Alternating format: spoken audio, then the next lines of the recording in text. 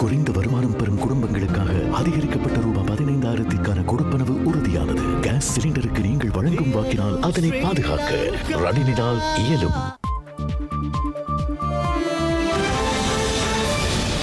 வணக்கம், இது ஐபிசி தமிழின் செய்தி நேரம். முதலில் தலைப்புச் செய்திகள்.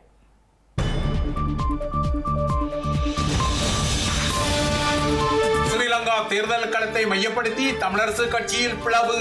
இன்றைய உயர்மட்ட கூட்டத்தில் சஜித் ஆதரவு முடிவை பகிரங்கமாக எதிர்த்த ஸ்ரீதரன். தமிழரசு கட்சியின் தலைவர் மாவை சேனாதராஜா தொடர்ந்தும் முரண்நிலையில். கட்சிக்காக சஜித்துக்கும் இனத்துக்காக அரியநேந்திரனுக்கும் ஆதரவாம். ஐநா மனித உரிமை பேரவை முன்றலில் புலம்பெயர் தமிழர்கள் இன்று போராட்டம். ஜெனீவாவில் இலங்கை குறித்த நிகழ்ச்சி நிரலின் பின்னணியில் நீதிகோரல். ஸ்ரீலங்காவின் தென்பகுதியில் அனுரகுமார திசாநாயக்காவுக்கு ஆதரவென புதிய கருத்து கணிப்பு. தேர்தல் பரப்புரைகள் முடிவுக்கு வர 48 மணி நேரத்துக்கு முன்னர் வந்த கணிப்பு. டொனால்ட் ட்ரம்ப் மீதான 2வது கொலை முயற்சியால் அமெரிக்க அரசியலில் கொந்தளிப்பு. தாக்குதலை நடத்த முயன்ற 58 வயதான நபர் புலனாய்வு அமைப்பின் பிடியில். தமிழகத்தில் திமுகவும் விடுதலை சிறுத்தைகளும் அரசியல் சமரசம். தமிழக முதல்வரை இன்று நேரடியாக சந்தித்த தொல் திருமாவளவன்.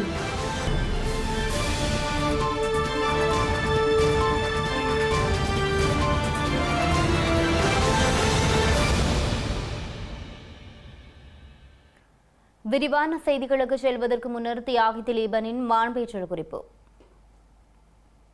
யாழ்ப்பாணம் நல்லூர் கந்தசுவாமி கோயிலின் முன்றலில் 37 வருடங்களுக்கு முன்னர் தியாகி திலீபன் மேற்கொண்ட தியாக பயணத்தின் 2ஆம் நாள் மாண்பேற்றல் தமிழர் தாயகம் சந்தித்த போற்றுதலுக்குரிய அந்த அறிவழித்தடம் மீண்டும் மீண்டும் எமது தலைமுறைக்கு நினைவுபடுத்த வேண்டிய தார்மீகத்தின் அடிப்படையில் திலீபனின் ஈக பயணம் தமிழினத்தால் மாண்பேற்றப்பட்டு வருகின்றது. தியாகி திலீபனின் ஈக பயணத்தின் 2ஆம் நாளில் இடம்பெற்ற விடயங்கள் குறித்த பதிவு செய்தியின் இறுதியில் இடம்பெறும். இலங்கை குறித்த நிகழ்ச்சி நிரலுடன் ஐநா மனித உரிமை பேரவையின் கூட்டத்தொடர் சுவிட்சர்லாந்தின் ஜெனீவா நகரில் இடம்பெற்று வரும் நிலையில் இலங்கையில் இடம்பெற்ற தமிழின அழிப்புக்கு நீதி கோரி ஐக்கிய நாடுகள் சபையின் முன்றலில் இன்று பிற்பகல் முதல் மாலை வரை புலம்பெயர் தமிழ் மக்கள் ஒன்று கூடல் ஒன்றை நடத்தியுள்ளனர். சுவிஸ் தமிழர் ஒருங்கிணைப்பு குழுவின் சுவிஸ் கிளை அனுசரணையுடன் ஏற்பாடு செய்யப்பட்ட இந்த ஒன்று கூடல் இன்று பிற்பகல் 2 மணியளவில் முருகதாசன் திடலில் ஆரம்பித்து மாலை நிறைவடைந்திருந்தது. இந்த நிகழ்வு குறித்து எமது சுவிஸ் செய்தியாளர் குமணன் வழங்கிய அறிக்கையிடல் வருகின்றது.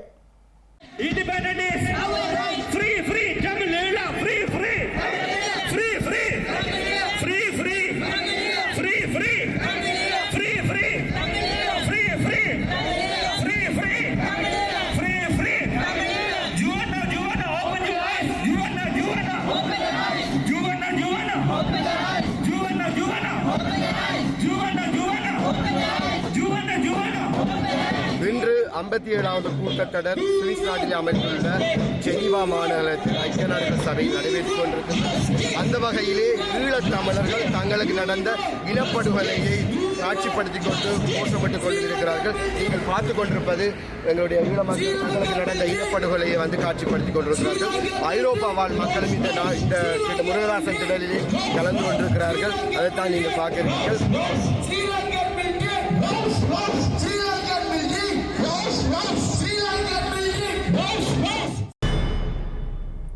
தொடரும் செய்திகளின் வரிசையில் முதலில் ஸ்ரீலங்காவின் அரசு தலைவர் தேர்தல்கள் செய்திகள்.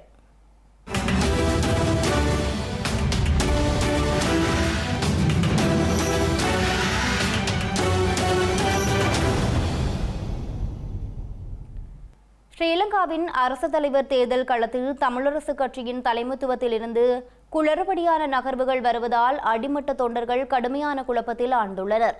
தென்னிலங்கை வேட்பாளர்களின் தேர்தல் அறிக்கையை ஆய்வு செய்வதற்காக கட்சியின் மத்திய செயற்குழு நியமித்த உபகுழு இன்று கூடிய போது அதில் சஜித் பிரேமதாசவுக்கு வாக்களிக்கும்படி கோரி அறிக்கையிட்ட கட்சியின் தலைவர் மாவை சேனாதிராஜா அவ்வாறு அறிவித்த சிறிது நேரத்தின் பின்னர் கிளிநொச்சியின் பொது வேட்பாளர் அரியநேந்திரனின் பரப்புரை கூட்டத்தில் பங்கேற்றமை குழப்பங்களை உருவாக்கியுள்ளது.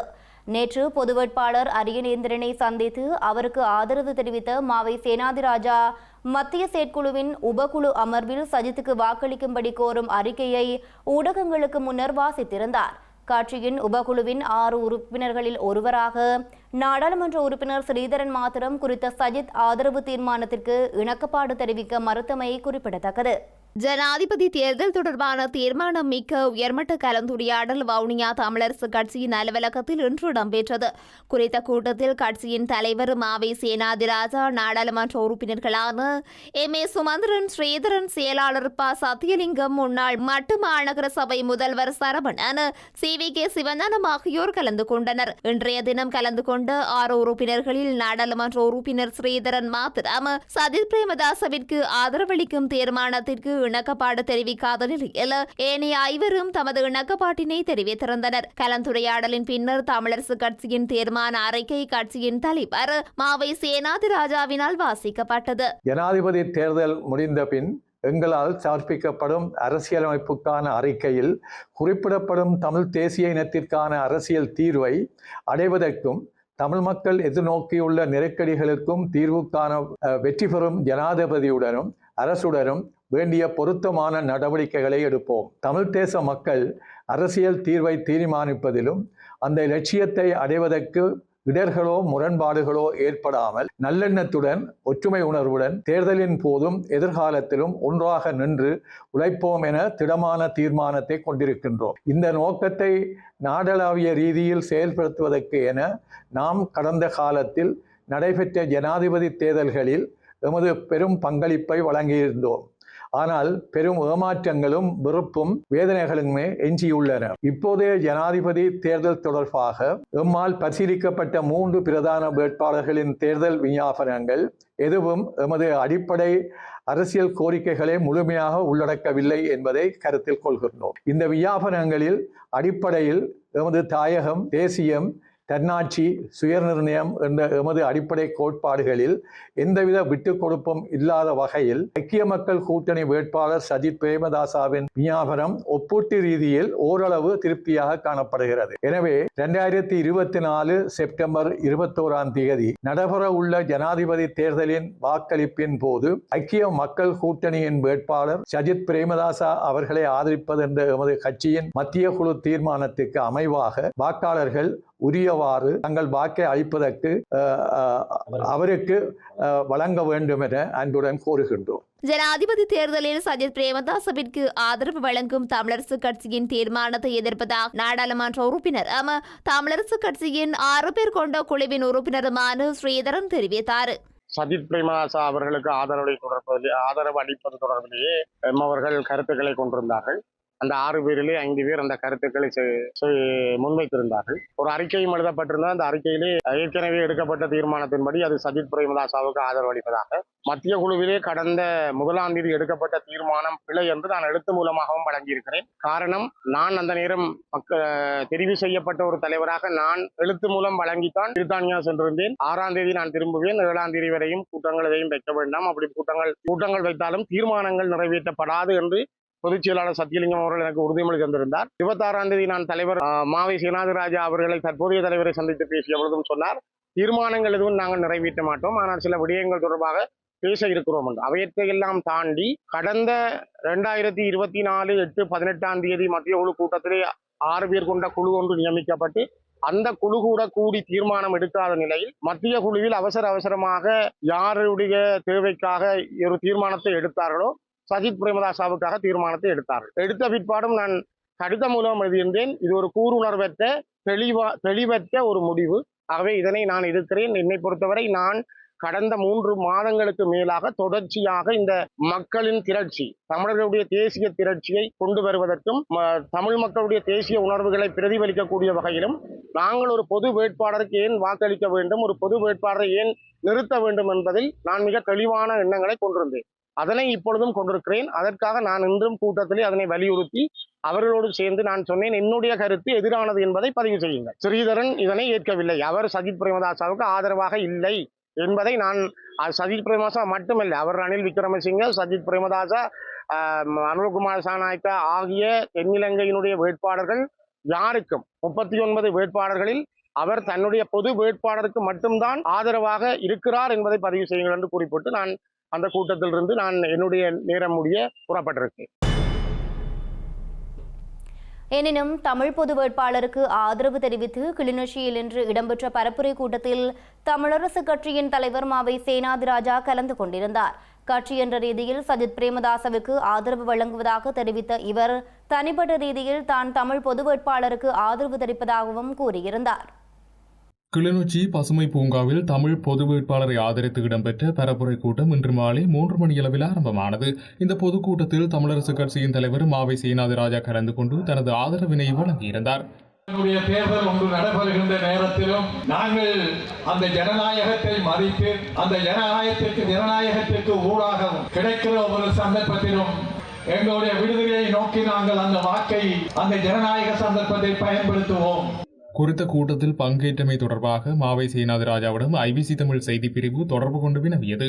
இதற்கு பதிலளித்த அவர் கட்சி என்ற ரீதியில் சஜித் பிரேமதாசவுக்கு ஆதரவு வழங்குவதாகவும் தனிப்பட்ட ரீதியில் தான் தமிழ் பொது வேட்பாளருக்கு ஆதரவு தெரிவிப்பதாக கூறினார். இனத்தின் விடுதலைக்காக தான் பொது வேட்பாளருக்கு ஆதரவளிப்பதாகவும் எதிர்காலத்தில் நடைபெறும் பொது வேட்பாளரின் பரப்புரை கூட்டங்களில் பங்கேற்க உள்ளதாகவும் தெரிவித்தார்.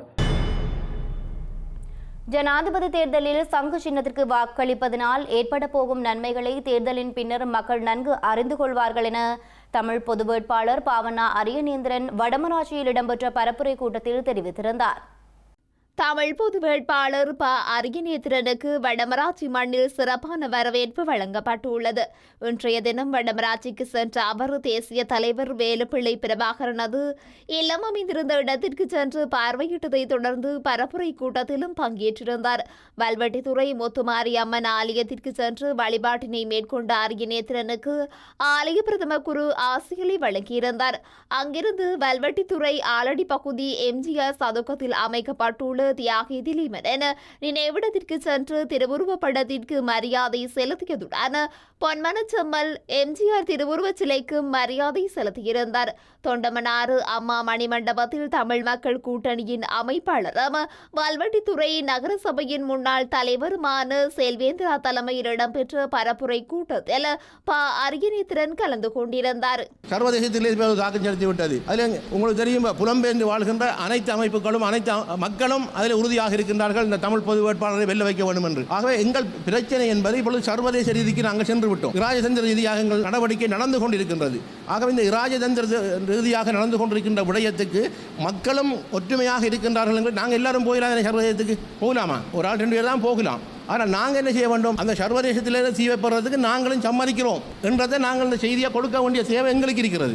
அந்த செய்தியை கொடுப்பதற்குத்தான் அவர்கள் தருகின்ற பரீட்சை பேப்பரில் நாங்கள் கொடுக்கின்ற விடை ஒரு புள்ளடி, அவ்வளவுதான். எங்களுக்கு ஒரு செலவும் இல்லை. அவங்க தராங்க, ஒரு பேப்பரை தருவாங்க, ஒரு பெஞ்சில் தருவாங்க, அது சங்கு சின்னம் 18வது இடத்தில் இருக்கும். அதுக்கு மாத்திரம் தான் நீங்கள் வாக்களிக்க வேண்டும். அதை குழப்புக்கு சிலர் சொல்லுவார்கள், 1ஆம் இலக்கத்தை சங்குக்கு போடுங்கள், 2ஆம் இலக்கத்தை அந்த இந்தக்கா வந்து சொல்லுவாங்க. நான் பேர் சொல்லவில்லை. சில அண்ணன் மச்சான் மாமன் வந்து சொல்லுவார்கள், அதை நீங்கள் பரவாயில்ல, நீங்கள் சங்கத்து தான் போடுங்கோ, ஆனால் 2ஆம் 3ஆம் இலக்கத்தை எங்களுக்கு போடுங்கன்னு சொல்லுவார். நீங்கள் அதுக்கு தெளிவு சாக்க வேண்டிய அவசியம் இல்லை. எங்களுக்கு 2ஆம் 3ஆம் தெரிவு தேவைப்படாது. நாங்கள் யாருக்கு போட்டாலும் எங்களுக்கு அதில் எந்த விடயங்கள் எங்களுக்கு வரப்போவதில்லை. நாங்கள் போடுவது தமிழன் என்றால் தமிழனுக்கு மாத்திரம்தான் என்ற விடயத்தை இந்த தேர்தலில் நீங்கள் காட்டுவீர்களாக இருந்தால் பல மாற்றங்களை நாங்கள் கொண்டு வரலாம். இழந்த உரிமைகளை நாங்கள் கொண்டு வரலாம். நாங்கள் ஒற்றுமையாக இருக்கின்றோம் என்பதை சர்வதேசத்துக்கு காட்டலாம். இன்னும் நாங்கள் பலமாக இருக்கின்றோம் என்பதை காட்டலாம். ஸ்ரீலங்காவின் ஜனாதிபதி தேர்தல் களம் சூடுபிடித்துள்ள நிலையில் இந்த தேர்தலில் தேசிய மக்கள் சக்தியின் தலைவர் அனுரகுமார திசாநாயக்க வெற்றி பெற அதிக வாய்ப்புகள் காணப்படுவதாக இலங்கையை அடிப்படையாக கொண்டு செயல்படும் சுகாதார கொள்கைக்கான மையம் மேற்கொண்ட கருத்து கண்காணிப்பில் தெரிய வந்துள்ளது. எனினும் வடக்கு மற்றும் கிழக்கு வாழ் மக்களின் மிக குறைந்தளவான ஆதரவே அனுரகுமார திசாநாயவுக்கு கிடைக்கப்பெற்றுள்ளதாக சுகாதார கொள்கைகளுக்கான மையம் சுட்டிக்காட்டியுள்ளது. இலங்கையில் எதிர்வரும் 21ஆம் தேதி நடைபெறவுள்ள ஜனாதிபதி தேர்தலில் தற்போதைய ஸ்ரீலங்கா ஜனாதிபதி ரணில் விக்ரமசிங்க வெற்றி பெறுவார் என பல்வேறு கருத்துக்கள் முன்வைக்கப்பட்டு வருகின்றன. இந்த நிலையில் சுகாதார கொள்கைக்கான மையத்தால் அண்மையில் மேற்கொள்ளப்பட்ட கருத்து கண்காணிப்பின்படி தேசிய மக்கள் சக்தியின் தலைவர் அனுரகுமார திசாநாயக்க ஸ்ரீலங்காவின் ஜனாதிபதியாக மக்களால் தெரிவு செய்யப்படுவார் என கண்டறியப்பட்டுள்ளது. கடந்த மார்ச் மாதம் ஆரம்பிக்கப்பட்ட தேர்தல் பரப்புரை நடவடிக்கைகளுக்கு அமைய ரணில் விக்ரமசிங்கவுக்கான ஆதரவு அதிகரித்து வந்ததுடன் அனுரகுமார திசாநாயக்க மற்றும் எதிர்க்கட்சி தலைவர் சஜித் பிரேமதாஸ் ஆகியோருக்கு ஓரளவு ஆதரவு கிடைக்கப்பெற்றிருந்தது. இந்த பின்னணியில் தற்போது ஜனாதிபதி தேர்தலுக்கு 5 நாட்களே உள்ள நிலையில் ரணில் விக்ரமசிங்கவுக்கு 28% மக்கள் ஆதரவும் அனுரகுமார திசாநாயக்கவுக்கு 36% மக்கள் ஆதரவும் இருப்பது தெரியவந்துள்ளது. அத்துடன் அனுரகுமார திசாநாயக்கவுக்கு ஆதரவு வழங்கும் 53% இளைஞர்கள் என்பதுடன் ரணில் விக்ரமசிங்கவுக்கு ஆதரவளிக்கும் 43% 60 வயதிற்கு மேற்பட்டவர்கள் எனவும் தெரியவந்துள்ளது. இந்த நிலையில் இந்த ஆண்டு நடைபெறவுள்ள ஜனாதிபதி தேர்தலில் போட்டித்தன்மை அதிகமாக இருக்கும் எனவும் 2ஆம் மற்றும் 3ஆம் விருப்பு வாக்கு எண்ணிக்கையின் அடிப்படையில் ஸ்ரீலங்காவின் ஜனாதிபதி தெரிவு செய்யப்பட அதிக வாய்ப்பு காணப்படுவதாகவும் கூறப்பட்டுள்ளமை குறிப்பிடத்தக்கது. இலங்கையில் அடுத்து அமையும் தேசிய மக்கள் சக்தி அரசாங்கத்தின் பிரதமராக பெண்ணொருவர் நியமிக்கப்படலாம் என அந்த கட்சியின் நாடாளுமன்ற உறுப்பினர் விஜித ஹேரத் சுட்டிக்காட்டியுள்ளார். மினுவாங்குடையில் நடைபெற்ற சந்திப்பில் கருத்து வெளியிட்ட இவர் எதிர்வரும் ஜனாதிபதி தேர்தலில் வெற்றி பெற்ற பின்னர் அரசியலமைப்பில் வழங்கப்பட்டுள்ள அதிகாரத்திற்கு அமைய அமைச்சரவை நியமிக்கப்பட்டு நாடாளுமன்றத்தையும் கலைக்க நடவடிக்கை எடுக்கப்படும் என்றும் கூறியிருந்தார். ஸ்ரீலங்காவின் ஜனாதிபதியாக அனுரகுமார திசாநாயக்க தெரிவு செய்யப்பட்டால் தேசிய மக்கள் சக்தியினால் எவ்வாறு அரசாங்கத்தை நடத்த முடியும் என எதிர்க்கட்சியினர் கேள்வி எழுப்புவதாக விஜித ஹேரத் குறிப்பிட்டுள்ளார். அனுரகுமார திசாநாயக்க ஜனாதிபதியான பின்னர் கொழும்பு மாவட்டத்தில் விருப்பு வாக்கு பட்டியலில் அடுத்த இடத்தில் உள்ள லக்ஷ்மன் நிபுணராட்சி புதிய நாடாளுமன்ற உறுப்பினராக பதவியேற்க உள்ளார் என அவர் கூறியுள்ளார். இதனையடுத்து 4 பேர் கொண்ட அமைச்சரவையை நியமிக்க முடியும் என்பதுடன் புதிய பிரதமராக ஆண் அல்லது பெண் ஒருவரை நியமிப்போம் எனவும் விஜித ஹேரத் குறிப்பிட்டுள்ளார். சுவிட்சர்லாந்தில் 7 பேர் கொண்ட அமைச்சரவை மட்டுமே இருப்பதாக சுட்டிக்காட்டியுள்ள விஜித ஹேரத் நாடாளுமன்ற தேர்தலுக்கு பின்னர் புதிய அமைச்சரவை நியமிக்கப்படும் வரை 4 பேர் கொண்ட அமைச்சரவை 2 மாதங்களுக்கு இயங்க முடியும் எனவும் குறிப்பிட்டுள்ளார். நாடாளுமன்ற உறுப்பினர்களாக தெரிவு செய்யப்படுவதற்கு தேசிய மக்கள் சக்தியில் முக்கிய பிரமுகர்கள் யாராவது இருக்கிறார்களா என மக்கள் கேள்வி எழுப்புவதாகவும் அவர் தெரிவித்துள்ளார். நாடாளுமன்றத்தில் தேசிய மக்கள் சக்தியை பிரதிநிதித்துவப்படுத்த வைத்தியர்கள், பொறியியலாளர்கள் மற்றும் சட்டத்தரணிகள் என பல தொழில் வல்லுநர்கள் இருப்பதாகவும் நாடாளுமன்ற உறுப்பினர் சுட்டிக்காட்டினார். ஹரிணி அமரசூரிய நாடாளுமன்ற உறுப்பினராக நியமனம் பெறுவதற்கு முன்னர் அவரை யாராவது அறிந்திருக்கின்றார்களா எனவும் அவரை நாட்டுக்கே தெரியாது எனவும் விஜித ஹேரத் கூறியுள்ளார். எனினும் தற்போது ஹரிணி அமரசூரிய முழு நாட்டிற்கும் தெரிந்தவராக மாறியுள்ளதாகவும் இவ்வாறு பாரிய பங்களிப்பை செய்யக்கூடியவர்கள் பலர் தம்மிடம் உள்ளனர் எனவும் தேசிய மக்கள் சக்தியின் நாடாளுமன்ற உறுப்பினர் மேலும் குறிப்பிட்டுள்ளார். இலங்கையில் கடந்த 2022ஆம் ஆண்டு முன்னெடுக்கப்பட்ட காலிமுகத்திடல் போராட்டத்தின் பின்னணியில் மக்கள் விடுதலை முன்னணி தலைமையிலான தேசிய மக்கள் சக்தி செயல்பட்டதாக முன்னாள் நாடாளுமன்ற உறுப்பினர் நந்தன குணதிலக குற்றம் சாட்டியுள்ளார். ஸ்ரீலங்கா ஜனாதிபதி ரணில் விக்ரமசிங்கவுக்கு ஆதரவாக இடம்பெற்ற இயலும் ஸ்ரீலங்கா கூட்டத்தில் கலந்து உரையாற்றிய போதே நந்தன குணதிலக இந்த குற்றச்சாட்டை முன்வைத்துள்ளார். வன்முறை தொடர்பான கசப்பான வரலாற்றை கொண்டுள்ள மக்கள் விடுதலை முன்னணி அமைதியாக இருந்த நிலையில் 2022ஆம் ஆண்டு இடம்பெற்ற காலிமுகத்திடல் போராட்டத்தின் போது வன்முறையை கட்டவிழ்த்து விட்டதாக முன்னாள் நாடாளுமன்ற உறுப்பினர் நந்தன குணதிலக சுட்டிக்காட்டியுள்ளார். காலிமுகத்திடல் போராட்டத்தில் பல்வேறு குழுவினர் தனித்தனியாக பங்கேற்றிருந்தாலும் இந்த குழுக்களின் பின்னணியில் மக்கள் விடுதலை முன்னணி இருந்து செயற்பட்டதாக அவர் குற்றம் சாட்டியுள்ளார். அந்த கட்சியின் உறுப்பினர்களான சுனில் ஹந்துன்னேதி மற்றும் கேடி லால்காந்த் ஆகியோர் குறித்த நடவடிக்கையை முன்னிறுத்தி வழிநடத்தியதாகவும் இதன் மூலம் மக்கள் விடுதலை முன்னணியின் வரலாறு மீண்டும் நிரூபிக்கப்பட்டுள்ளதாகவும் அவர் கூறியுள்ளார். இந்த பின்னணியில் எதிர்வரும் ஜனாதிபதி தேர்தலில் தேசிய மக்கள் சக்தி வெற்றி பெற்றாலும் தோல்வியை எதிர்நோக்கினாலும் இலங்கையில் வன்முறை வெடிக்கும் எனவும் நந்தன குணதிலக எச்சரித்துள்ளார். விடுதலை புலிகளின் தலைவர் வேலுப்பிள்ளை பிரபாகரன் தனிநாட்டை உருவாக்க முயன்ற போதிலும் தேசிய மக்கள் சக்தியின் தலைவர் அனுரகுமார திசாநாயக்க இலங்கையை பிரித்து 9 நாடுகளை உருவாக்க முயற்சிப்பதாக பிவித்துருக்கெல உரிமையவின் தலைவர் உதய கம்மன்வில குற்றம் சாட்டியுள்ளார். கடந்த 2015ஆம் ஆண்டு ஆரம்பிக்கப்பட்ட புதிய அரசியலமைப்பை தயாரிக்கும் செயற்பாடுகளை தொடர்ந்து முன்னெடுத்து ஒருமித்த நாடாக இலங்கையை மாற்றுவதற்கு முயற்சியை மேற்கொள்வதாகவும் அவர் சாடியுள்ளார். பண்டாரகம நகரில் சர்வஜன அதிகாரம் சார்பாக போட்டியிடும் ஜனாதிபதி வேட்பாளர் திலித் ஜெயவீரவை ஆதரித்து இடம்பெற்ற தேர்தல் பரப்புரையில் பங்கேற்று உரையாற்றிய அவர் அரசியலமைப்பில் பௌத்த மதத்துக்கு வழங்கப்படும் முன்னுரிமையை நீக்கி இலங்கையை மதசார்பற்ற நாடாக மாற்றும் திட்டத்தையும் தேர்தல் விஞ்ஞாபனத்தினூடாக அனுரகுமார திசாநாயக்கவுக்கு வழங்கியுள்ளதாக உதய கம்மன்வில மேலும் குறிப்பிட்டுள்ளார். ஸ்ரீலங்கா ஜனாதிபதி ரணில் விக்ரமசிங்கே ஐக்கிய மக்கள் சக்தியின் வேட்பாளர் சஜித் பிரேமதாச மற்றும் தேசிய மக்கள் சக்தியின் அனுரகுமார திசாநாயக்க ஆகியோரின் தேர்தல் அறிக்கைகள் ஒரே விதமானவை என உதயன் கம்மன்வில குறிப்பிட்டுள்ளார். அதிகார பிரிவினை பற்றி மூவரும் ஒரே கருத்தை தான் கூறுகின்றனர் எனவும் 13வது திருத்தம் முழுமையாக நடைமுறைப்படுத்தப்படும் எனவும் அவர்கள் கூறியுள்ளதாகவும் நாடாளுமன்ற உறுப்பினர் தெரிவித்துள்ளார். இலங்கையின் அரசியல் சாசனத்தில் இந்தியா கட்டாயப்படுத்தி கொண்டு வந்த காவல்துறை அதிகாரங்களை வழங்க கடந்த காலங்களில் அதிகாரத்தில் இருந்த 8 ஜனாதிபதிகள் நடவடிக்கை எடுக்கவில்லை என அவர் குறிப்பிட்டுள்ளார். சட்டத்தை கொண்டு வந்து ஜேஆரும் சமாதான பேச்சு நடத்திய ரணசிங்க பிரேமதாசவும் வடக்கில் அதிக வாக்குகளை பெற்ற சந்திரிகாவும் மாகாணங்களுக்கு காவல்துறை அதிகாரங்களை வழங்கவில்லை என உதயன் கம்மன்வில சுட்டிக்காட்டினார். நாடு பிளவுபட்டு தமிழீழம் உருவாகும் என்பது அவர்களுக்கு தெரிந்ததாலேயே அவர்கள் காவல்துறை அதிகாரங்களை வழங்கவில்லை என அவர் கூறியுள்ளார். ரணில், சஜித், அனுர மூவரும் வடக்கிற்கு காவல்துறை அதிகாரங்களை வழங்குவோம் என்று கூறுகின்றனர் என தெரிவித்த உதயன் கம்மன்வில வடக்கில் வாக்குச்சாவடியில் எச்சில் துப்பினாலும் நாட்டின் மீது எச்சில் துப்பினாலும் அவர்கள் மகிழ்ச்சி அடைவார்கள் எனவும் சாடியுள்ளார். ரணில் மற்றும் சஜித் ஆகிய இருவரும் தேர்தல் விஞ்ஞாபனத்தை வெளியிடும் போது கூட்டாட்சிக்கு ஆதரவு நிலைப்பாட்டை எடுத்துள்ள போதிலும் அதனை நேரடியாக கூறவில்லை எனவும் புதிய அரசியலமைப்பை கொண்டு வருவோம் என மாத்திரம் தெரிவித்துள்ளதாகவும் கம்மன்வில குறிப்பிட்டுள்ளார். எனினும் அனுரகுமார திசாநாயக்கவின் தேர்தல் விஞ்ஞாபனத்தின் 130வது பக்கத்தில் 2015ஆம் ஆண்டு கொண்டுவரப்பட்ட புதிய அரசியலமைப்பு செயற்பாடுகள் தொடரும் எழுதப்பட்டுள்ளது என அவர் சுட்டிக்காட்டியுள்ளார். இந்த நாட்டின் தேசப்பற்றுள்ள சக்திகளை தோற்கடித்த அரசியலமைப்பு ரணில், சஜித் தம்பதிகள் ஒன்றாக இருந்தபோது கொண்டு வரப்பட்டது எனவும் அதுவே நாட்டை கூட்டாட்சியாக்கி அரசியலமைப்பு சட்டத்தில் ஒருமித்த நாடு பெயர் மாற்றப்படும் எனவும் உதயன் கம்மன்வில குறிப்பிட்டுள்ளார். இந்த அரசியலமைப்பிலேயே பௌத்த மதத்திற்கு கொடுக்கப்பட்டுள்ள முன்னுரிமையை நீக்குவதாக கூறப்பட்டுள்ளது என தெரிவித்த அவர் இதனால் தான் இலங்கை மதசார்பற்ற நாடு என்று கூறப்படுகின்றது எனவும் சுட்டிக்காட்டியுள்ளார். பிரபாகரன் இந்த நாட்டை இரண்டாக பிரிக்க முயன்ற போதிலும் இளவரசர் அனுர 9 நாடுகளாக உடைக்க முயற்சிப்பதாகவும் உதயன் கம்மன்வில குறிப்பிட்டுள்ளார். தற்போது பார்த்தால் பிரபாகரனை விட இளவரசர் அனுர பிரிவினைவாதி எனவும் சிங்களவர் தமிழர் என பிரித்து மேற்கு தெற்காக மாற்றுவதே அனுரவின் எண்ணமாக இருப்பதாகவும் அவர் மேலும் சாடியுள்ளார்.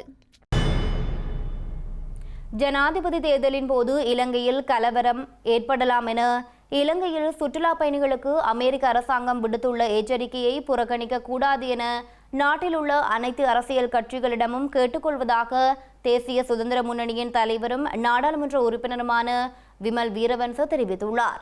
களுத்துறை பண்டாரகம பேருந்து நிலையத்தின் அருகில் ஜனாதிபதி வேட்பாளர் திலித் ஜெயவீரவை ஆதரித்து நடைபெற்ற தேர்தல் பிரச்சார கூட்டத்தில் கலந்து கொண்டு கருத்து வெளியிட்ட போதே அவர் இதனை கூறியிருந்தார்.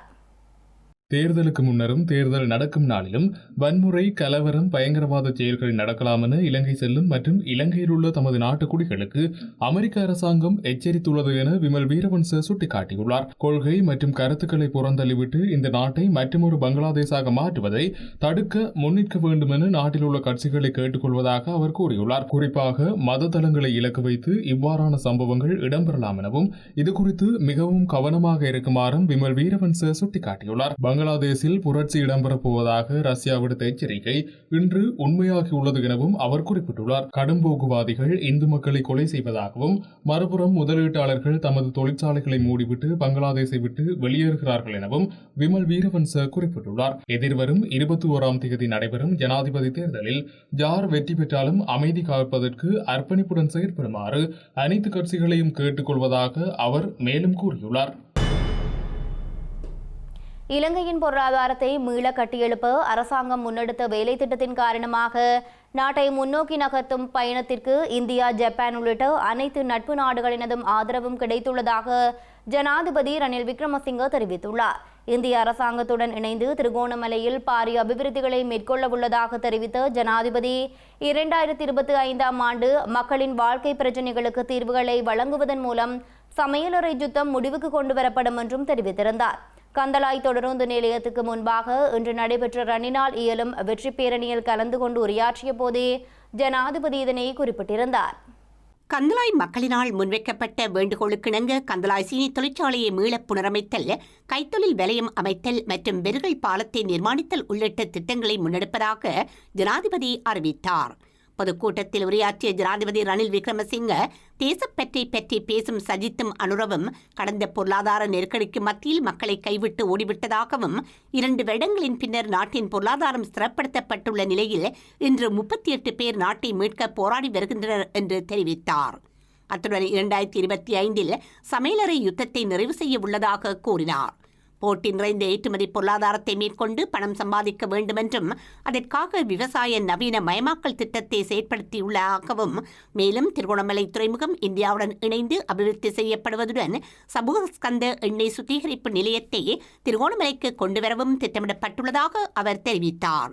சம்பூர் சூரியசக்தி பிரதேசமாக அபிவிருத்தி செய்யப்படுவதுடன் சுற்றுலாத்துறையும் மேம்படுத்தப்படும் என கூறிய ஜனாதிபதி, இந்தியாவுடன் இணைந்து திருகோணமலையை அபிவிருத்தி செய்யவுள்ளதாக தெரிவித்தார். ஸ்ரீலங்கா அரசாங்கம் கதிர்காம புண்ணிய பூமிக்கும் மதுபான சாலை அனுமதி பத்திரத்தை வழங்கியது போன்று விரைவில் மிகுந்தலை புண்ணிய பூமியிலும் மதுபான சாலைகள் திறக்கப்படக்கூடும் என ஐக்கிய மக்கள் சக்தியின் ஜனாதிபதி வேட்பாளர் சஜித் பிரேமதாச தெரிவித்திருந்தார். மதுபான சாலை அனுமதி பத்திரங்களை வழங்குவது தற்போதைய அரசாங்கத்தின் கொள்கையாக மாறியுள்ளதாகவும், தாம் அதிகாரத்துக்கு வந்த உடனே இந்த அனுமதி பத்திரங்கள் அனைத்தையும் இடைநிறுத்துவதாகவும் அனுராதபுரத்தில் இடம்பெற்ற கூட்டத்தில் சஜித் பிரேமதாச தெரிவித்திருந்தார். வரப்பிரசாதங்களுக்காகவும் சலுகைகளுக்காகவும் அரசியல் லாபங்களுக்காகவும் வழங்கப்பட்ட மதுபான சாலை அனுமதி பத்திர சந்தோஷங்கள் அனைத்தையும் ஜனாதிபதி தேர்தலின் பின்னர் அகற்றுவோம் என எதிர்க்கட்சித் தலைவர் சஜித் பிரேமதாச தெரிவித்தார். தன்னை தோல்வியடைய செய்வதற்காக ரணிலும் அனுரவும் ரகசிய இணக்கப்பாடு எட்டியுள்ளதாகவும் இதன்போது சுட்டிக்காட்டினார். மக்களை வெற்றி பெறச் செய்வதற்கு ஒரே வழி ஐக்கிய மக்கள் சக்தியை வெற்றி பெறச் செய்வதே ஆகும் என கூறிய அவர், அவ்வாறே வெற்றி பெற்ற பின்னர் முழு நாட்டிலும் அபிவிருத்தி தளிர்கள் முளைவிட ஆரம்பிக்கும் என தெரிவித்தார். ஜனாதிபதி தங்குவதற்கு அனுராதபுரத்தில் மாளிகை உள்ளதாகவும், அந்த மாளிகை ஜனாதிபதிக்கு தேவையில்லை என்றும் அதனை இளைஞர்களின் தகவல் தொழில்நுட்ப கல்விக்காகவும் கணினி விஞ்ஞான கல்விக்காகவும் ஆங்கில மொழி கல்விக்காகவும் அறிவின் மத்திய நிலையமாக மாற்றி சர்வதேச தரத்திலான பயிற்சிகளை வழங்கும் மத்திய நிலையமாக பயன்படுத்துவோம் என எதிர்க்கட்சித் தலைவர் தெரிவித்தார்.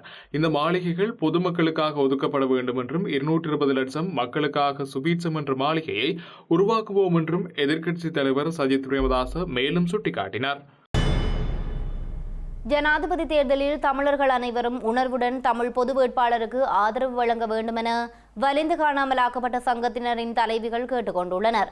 15 வருடத்தை தாண்டி எமது இனத்திற்கு எந்தவித தீர்வும் கிடைக்காத நிலைமையில் ஜனாதிபதி தேர்தலை வாய்ப்பாக பயன்படுத்தி சங்கு சின்னத்துக்கு வாக்களித்து வெற்றி பெற செய்ய வேண்டும் என அவர்கள் வலியுறுத்தியுள்ளனர். நாம் ஒட்டுமொத்த தமிழர்களாகிய நாம் 15 வருடங்கள் கடந்து எமது இனத்திற்கு எந்தவித உரிமைகளும் எந்தவித நீதிகளும் கிடைக்கப்பெறாத போது நாம் 15 வருடங்கள் கடந்தாவது இன்று வருகின்ற ஒரு ஜனாதிபதி தேர்தலை வாய்ப்பாக பயன்படுத்தி நாம் இந்த சங்கு சின்னத்தில் எமக்கு நபர் பெறுதல்ல, எமது குறிக்கோளும் எமது எண்ணங்களும் சிந்தனையும் சரியாக இருக்கும் என்பதற்கு உணர்ந்து கொண்டு அனைத்து தமிழ் மக்களும் எந்தவித தமிழினம் மதம் பேதம் சமயங்கள் இன்றி நாம் அனைவரும் ஒன்று திரண்டு அன்றைய நாளில் சங்கு சின்னத்துக்கு வாக்களித்து நாம் அவரை வெல்லச் செய்து எமது தமிழினத்துக்கான உரிமைகளை வென்றெடுப்பதற்கான ஒரு வாய்ப்பாக பயன்படுத்தி அவர் ஜனாதிபதியாக வரப்போறதில்லை. அரியநேந்திரன் ஐயா மட்டக்களப்பு மண்ணிலே மட்டும் அவர்களுக்கான மட்டுப்படுத்தப்பட்டதில்லை. உலக தமிழர்கள் அனைவருக்குமாக ஒரு அடையாளமாக அரியநேந்திரன் ஐயாவை நிறுத்தி இருக்கின்றோம். எனவே அந்த அரியநேந்திரன் ஐயா சங்கு சின்னத்திற்கு மட்டும் தமிழ் மக்கள் வாக்களித்து அவரை வெல்லச் செய்து எமது இனத்திற்கான ஒரு உரிமைகளை பெறுவதற்கு நம்முடைய பிரச்சனைகளை நாமே தீர்வு காண்பதற்கான ஒரு வழிமுறையாகவே இதை எல்லாரும் கண்கொண்டு பார்த்து அனைவரும் இந்த சங்கு சின்னத்துக்கு வாக்களியுங்கள் என்று நாம் இந்த வலிந்து காணாமலாக்கப்பட்ட உறவுகளாகிய நாம் உங்களுடன் பணிவாக கேட்டுக்கொள்கின்றோம். இலங்கையில் இடம்பெறவுள்ள நாடாளுமன்ற தேர்தலை இலக்கு வைத்து சில தரப்பினர் இன்று தேசிய கட்சிகளுடன் இணைந்துள்ளார்கள் என்பதை தமிழ் மக்கள் நன்றாக புரிந்து வைத்துள்ளதாக துணுக்காய் பிரதேச சபை முன்னாள் உறுப்பினர் சுயன்சன் தெரிவித்துள்ளார். தமிழ் பொது வேட்பாளரை ஆதரிப்பது அவருடைய தனிப்பட்ட விருப்பு வாக்காக வல்லவெனவும், தமிழ் மக்களின் பலத்தை வெளி உலகத்துக்கு காட்ட வேண்டுமேயானால் தமிழ் மக்கள் அனைவரும் ஒருமித்து தமிழ் பொது வேட்பாளருக்கு வாக்களிக்க வேண்டும் என்றும் அவர் குறிப்பிட்டிருந்தார். மக்கள் இன்று சிந்தித்து விட்டார்கள். தமிழ் பொது வேட்பாளரை ஆதரிப்பது அவருடைய தனிப்பட்ட விருப்புக்காக அல்ல. தமிழர்கள் நாம் ஒன்றுபட்டிருக்கின்றோம், எமது ஒற்றுமையை வெளிப்படுத்த வேண்டும் என்பதற்காக எமது வடகிழக்கு தமிழர்கள் ஒன்றுபட்டிருக்கின்றார்கள். மனோ கணேசன் கூறுவது போன்று நாங்கள் வடகிழக்கு உள்தான் செயற்பட வேண்டும், வடகிழக்குக்கு வெளியில் வரக்கூடாது என்றால் ஒவ்வொரு தேசிய கட்சியும் எமது வடக்கு கிழக்கு மாகாணத்தில் எதற்காக பிரச்சாரம் செய்கிறீர்கள்? நீங்கள் வடகிழக்கை விட்டு வெளியேறுங்கள். எதிர்கால பாராளுமன்ற தேர்தலை இலக்கு வைத்து சில குழுக்கள் இன்று தேசிய கட்சிகளுடன் இணைந்திருக்கின்றார்கள்.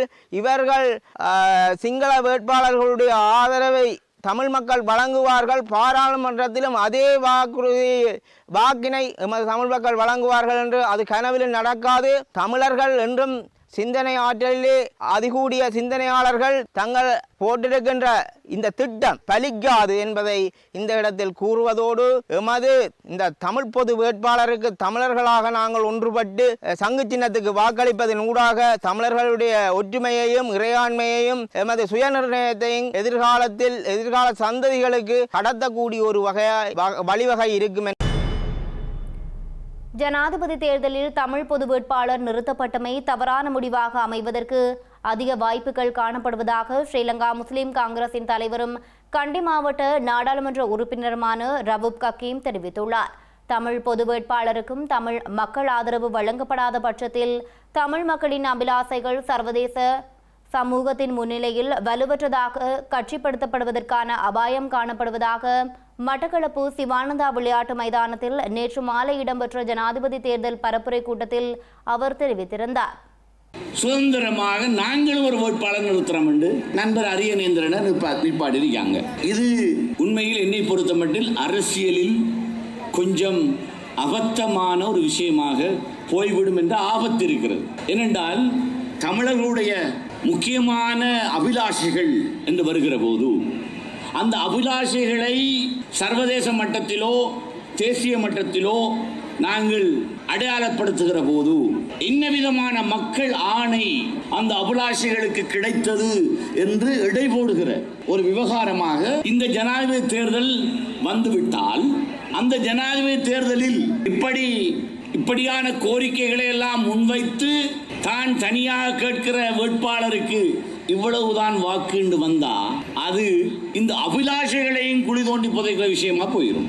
அதை ஏற்றுக்கொள்ளாமல் ஒரு குழுவினர் எங்களுடைய நண்பர்கள் தான் நண்பர் அரியநேந்திரனை முன்னால நிறுத்தி இப்ப அவர் தமிழர்களின் சுயாதீனமான சுயேட்சை வேட்பாளராக அவரை சந்தைப்படுத்துவதற்கு முயற்சிக்கிறார்கள். அந்த சந்தைப்படுத்தல் பலவீனம் அடைந்துவிடும் என்கிற ஆபத்து இன்று இருந்து கொண்டிருக்கிறது.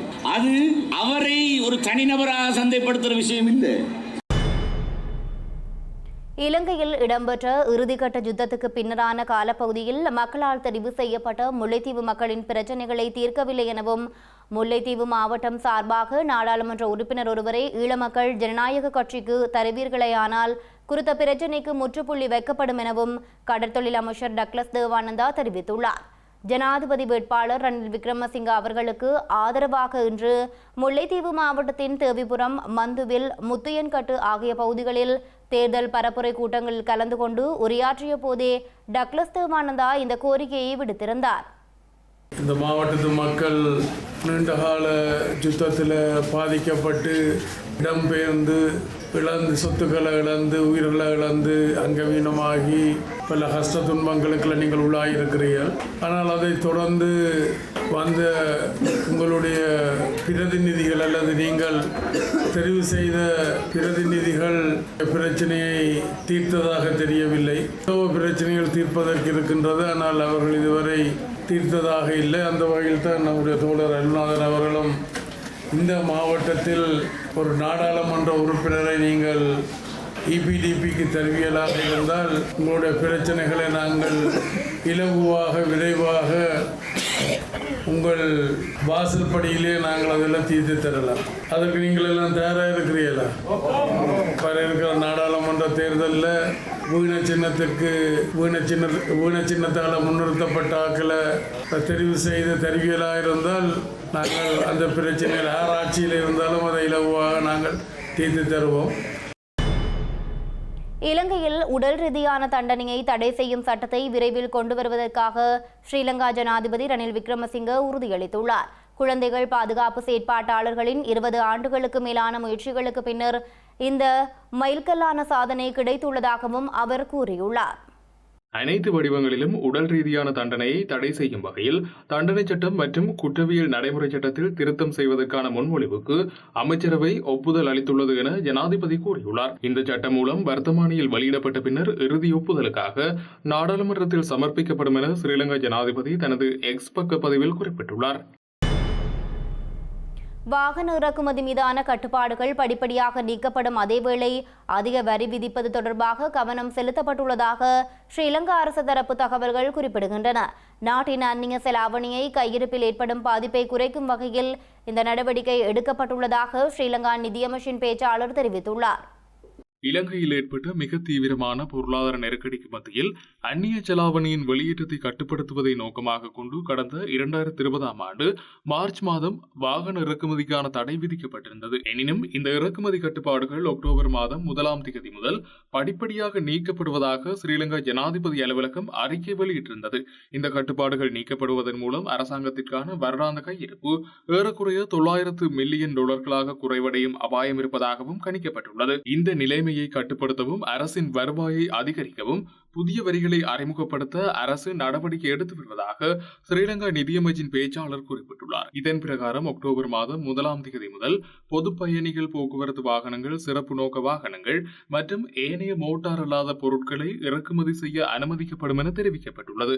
வணிக அல்லது சரக்கு போக்குவரத்து வாகனங்களின் இறக்குமதி மீதான தற்காலிக இடைநிறுத்தம் எதிர்வரும் டிசம்பர் மாதம் 1ஆம் தேதியன்று நீக்கப்படும் என குறிப்பிடப்பட்டுள்ளது. தனிப்பட்ட பயன்பாட்டு மோட்டார் வாகனங்களுக்கான இறக்குமதி அடுத்த ஆண்டு பிப்ரவரி மாதம் 1ஆம் தேதி முதல் முடிவுக்கு வரும் என ஸ்ரீலங்கா ஜனாதிபதியின் ஊடக பிரிவு அறிவித்திருந்தமை குறிப்பிடத்தக்கது. மேலும் சில உலக செய்திகள் தொடர்கின்றன.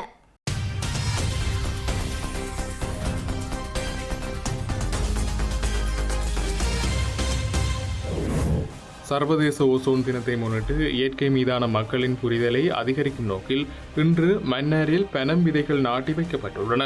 செப்டம்பர் 16ஆம் தேதி உலகளவில் அனுசரிக்கப்படும் சர்வதேச ஓசோன் தினத்தின் முக்கியத்துவத்தையும் பனைமரத்தின் பலன்களையும் மக்களிடம் கொண்டு சேர்க்கும் வகையில் கடற்கரை பகுதியில் பனம் விதைகள் நாட்டி வைக்கப்பட்டுள்ளன. கடற்கரை பகுதிகளை பசுமையாக மாற்றும் நோக்கில் அமைச்சு ஒருங்கிணைந்த பண்ணையின் சிரமதான செயற்பாடுகளின் ஒரு பகுதியாக தொடர்ந்து பனம் விதைகள், மவுக்கேணி, தேக்கு, தென்னை போன்ற மரக்கன்றுகளும் நாட்டி வைக்கப்பட்டு வருகின்றமை குறிப்பிடத்தக்கது.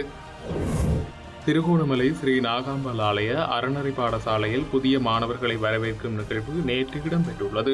குறித்த நிகழ்வில் பிரதம அதிதியாக இலங்கை தமிழரசு கட்சியின் திருகோணமலை மாவட்ட நாடாளுமன்ற உறுப்பினர் சண்முகம் குகதாசன் கலந்து கொண்டிருந்தார். குறித்த நிகழ்வில் நாடாளுமன்ற உறுப்பினருக்கு நினைவு சின்னம் வழங்கி கௌரவிக்கப்பட்டதுடன் அறநெறி மாணவர்களின் கலை கலாசார நிகழ்வுகளும் இடம்பெற்றன. நாவலப்பிட்டியில் தேர்தல் துண்டு பிரசுரம் ஒன்றை பெற்றுக்கொள்ள மறுத்த நபர் மீது தாக்குதல் மேற்கொள்ளப்பட்ட சம்பவம் தொடர்பில் காவல்துறையில் முறைப்பாடு பதிவு செய்யப்பட்டுள்ளது. ஐக்கிய மக்கள் சக்தியின் நாவலப்பிட்டி தொகுதி அமைப்பாளரால் இந்த தாக்குதல் நடத்தப்பட்டுள்ளதாகவும் குறித்த தாக்குதல் சம்பவம் குறித்த கடையில் பொருத்தப்பட்டிருந்த பாதுகாப்பு கண்காணிப்பு ஒளிப்பதிவு கருவியில் பதிவாகியுள்ளதாக தெரிவிக்கப்பட்டுள்ளது. நாவலப்பிட்டி நகரின் மத்தியில் அமைந்துள்ள கடிகாரம் பழுதுபார்க்கும் கடையின் உரிமையாளரின் மகனே இவ்வாறு தாக்கப்பட்டுள்ளார்.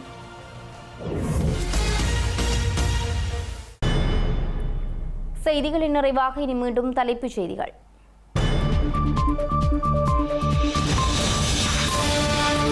ஸ்ரீலங்கா தேர்தல் களத்தை மையப்படுத்தி தமிழரசு கட்சியில் பிளவு. இன்றைய உயர்மட்ட கூட்டத்தில் சஜித் ஆதரவு முடிவை பகிரங்கமாக எதிர்த்த ஸ்ரீதரன். தமிழரசு கட்சியின் தலைவர் மாவை சேனாதராஜா தொடர்ந்தும் முரண்நிலையில். கட்சிக்காக சஜித்துக்கும் இனத்துக்காக அரியநேந்திரனுக்கும் ஆதரவாம்.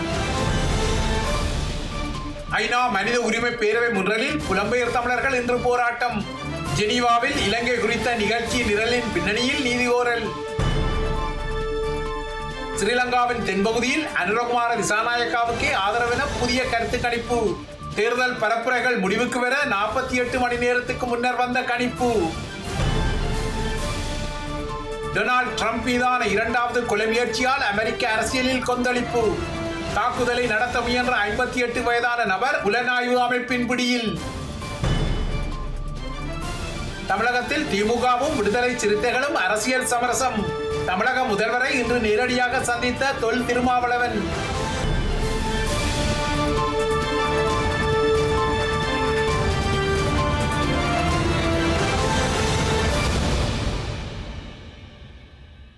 இத்துடன் ஐபிசி தமிழின் செய்தி நேரம் நிறைவடைகின்றது.